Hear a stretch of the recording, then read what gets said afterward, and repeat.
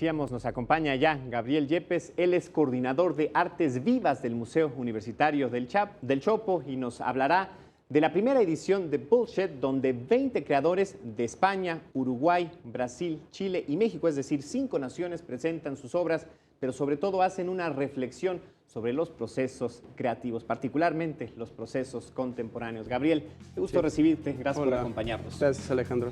¿Y qué están cocinando? Cuéntanos en el Museo Universitario del Chopo. Pues como su tradición lo marca, el Museo Universitario del Chopo ha tenido siempre como esta tradición de presentar las cosas que no se presentan en ningún otro lugar, las cosas que inquietan, que fascinan, que incomodan, las cosas desde una postura crítica, y eso es Bullshed Mex.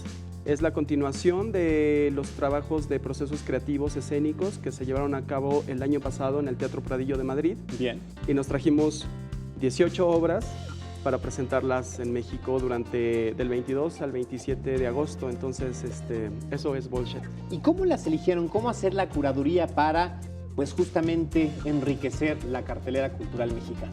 Pues le pusimos muestra porque tiene que ver con un máster que se hace en prácticas escénicas y cultura visual que hace la Universidad de Castilla y La Mancha, el Museo Reina Sofía, que es un museo muy importante de arte contemporáneo en Madrid, y Artea, que es una asociación de investigación escénica. Entonces, estos trabajos están tutoriados por especialistas, la mayor parte europeos, hay algunos mexicanos que han trabajado ahí, y por eso le pusimos muestra, porque es toda la generación 2015-2016 que viene a presentar estos trabajos a México después de haverlos presentado el verano del año pasado en Madrid. Para que la gente entienda o identifique de qué estamos hablando, ¿qué debemos entender por las artes vivas? Las artes vivas son todas las artes que implican la presencia del cuerpo en un tiempo y espacio definido. Es decir, performance, por ejemplo. El performance, la danza, el teatro, incluso algunos happenings. Todo lo que implique la presencia en el presente del cuerpo es artes vivas. Es una concepción que se desarrolla desde los años 90 y que se ha venido trabajando en las últimas décadas, y ahora todo se engloba en función de tener toda la presencia corporal dentro de artes vivas, borrando las disciplinas, exactamente. Y hay una tradición impresionante en México de este tipo de manifestaciones, contrario a lo que muchos pudieran creer. Quizás no tan vasto como en otros lugares, pero claro, sí existe, y quizás lo desconocemos, lo ignoramos, o no le damos el lugar que merecen, ¿cierto? Sí, de hecho es como heredero de las artes escénicas contemporáneas. Digamos que Artes Vivas también abarca la escena, evidentemente, pero sí hay una tradición, como bien lo dices. Está el Festival Transversales, que lleva 20 años, por ejemplo, proponiendo este tipo de trabajos. Hay diferentes iniciativas y hay una demanda como fuerte también, sobre todo del público, no sé, jóvenes que están muy interesados en ver otro tipo de ofertas escénicas en México. Y es muy importante, Gabriel, que lleguen a un espacio museístico, y más del peso como el Museo del Chopo, porque durante mucho tiempo estuvieron reservados a las galerías medio inciertas, desconocidas, a la calle. Merecen estar en unos museos, y qué bueno que el Museo del Chopo se atreva y lo haga. Sí, nosotros vemos la institución museo como un espacio donde las personas se juntan a socializar. No lo vemos como un espacio sagrado del arte donde nadie puede penetrar. Al contrario, el museo para nosotros es esa institución que permite una recepción de la obra artística en un diálogo directo con el espectador, ¿no? Ese es el objetivo también del museo, mediar entre lo que el artista está proponiendo y cualquier persona puede ir a recibir. La presencia de estos 18 artistas son, ¿no? Son 20 artistas, 20 artistas 18 obras exacto, de 5 países. ¿Qué nos permitirá conocer, Gabriel? ¿Es una especie de monografía, de inspección a las artes escénicas iberoamericanas, vamos a decirlo así?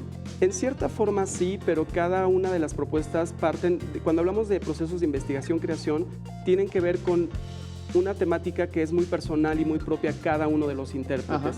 Entonces son muy críticas algunas con el contexto político, social, económico, cultural, identidad de género, en fin, o sea, las temáticas son súper variadas, y también los abordajes que se hacen. Entonces la gente va a ver una serie de obras que todas tienen esta idea del proceso de creación desde una preocupación muy personal.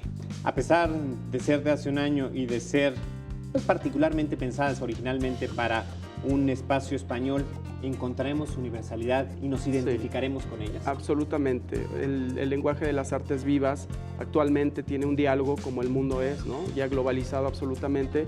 Hay cierta identidad, hay autores mexicanos. Está Magdalena Bresso, que es uruguaya radicada en México, que tiene una pieza muy interesante que se llama Cosas que suceden en México, pero de las que no se puede hablar en México.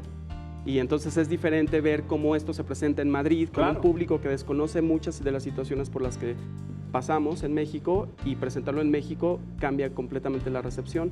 Manuel Parra también trabaja sobre la idea de la televisión en los años 80 y 90, sobre cómo fue generando ciertas ideologías en la identidad nacional. Entonces, seguramente nos identificaremos con esas temáticas. La pregunta obligada, ¿cómo, cuándo, dónde? ¿Cómo, cuándo?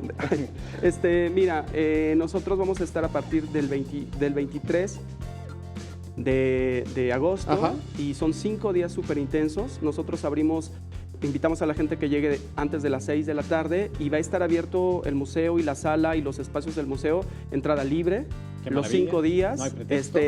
Si una obra no les gusta, se pueden salir, ver la exposición que tenemos ahorita de Magali Lara, por ejemplo, y de Kyoto Ota, que es otra exposición que inauguramos mañana. Digamos que el espacio del museo para nosotros es invitar a la gente a que vengan a hacer lo suyo, que vengan a disfrutar de lo que todos hacemos para los estudiantes de la universidad y para el público en general. Pues muchísimas gracias por esta invitación, y estoy seguro que muchos estaremos ahí con ustedes, por lo menos uno de estos 5 días. Exactamente, muchas gracias. Gracias. Nos esperamos.